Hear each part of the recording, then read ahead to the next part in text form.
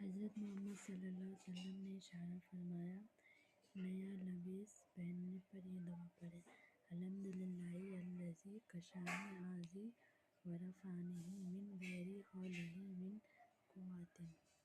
مصیبت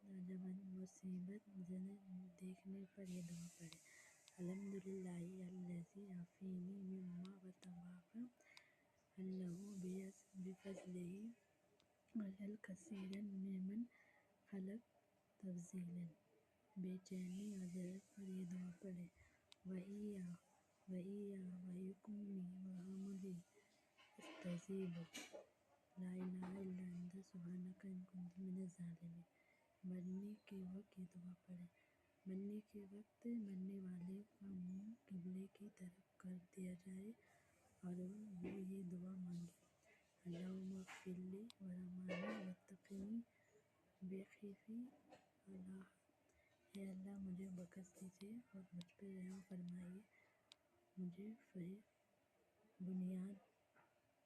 بنیاد کیسے ساتھ ملے گا؟ اور یہ کہیے: لا الہ الا اللہ وللمؤمنین والشہداء۔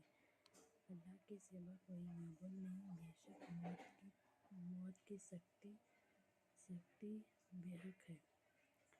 حضرت محمد صلی اللہ علیہ وسلم نے اشارہ فرمایا کہ اے اللہ تو موت کی سختی پر اور جان کی تکلیف پر میری مدد فرما۔ حدیث شریف میں آیا ہے کہ اللہ تعالیٰ فرشتوں سے فرماتا ہے کہ میرے مومن بندوں میرے نزدیک ہر خیر خوبی کا مرتبہ متفق ہے، اس لیے میں